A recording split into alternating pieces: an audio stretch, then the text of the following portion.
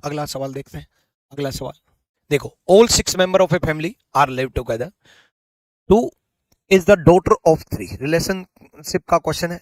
2-3 की पुत्री है, ठीक है, 2-3 की पुत्री है, तो 2 एक नाम है जो किसकी बेटी है, 3 की। अब 3 की बेटी है तो 2 बेटी है नीचे 3 की, ठीक है।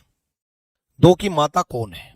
अब देखो, अब 2 बेटी है तो 3 पिता होगा या 3 माँ होगी, लेकिन 3 2 की माता नहीं है, यानी कि 3 2 की पिता है। हमें पता क्या करना है, 2 की माता कौन है, हु इज मदर ऑफ 2, यानी कि 3 की पत्नी पता चल जाए।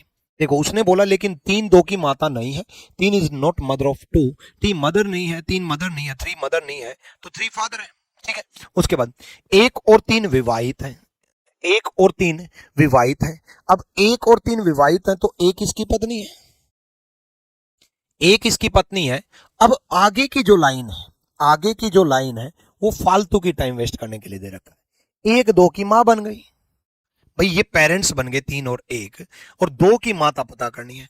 कई बार बच्चे पूरा सोल्व करते हैं, पूरा सोल्व करने के बाद सवाल पढ़ते हैं। मेरे बच्चे ये तो देख लो पूछा क्या है, पहले ये देखा करो पूछा क्या है। फालतू की टाइम वेस्टिंग में भी जोड़ देगा वो, 5 3 की बहन है, 4 1 की बेटी है, ठीक है, 6 2 की भाई है, ये सब फालतू की बात है। हमें 2 की माता कौन है, 1, काम खत्म।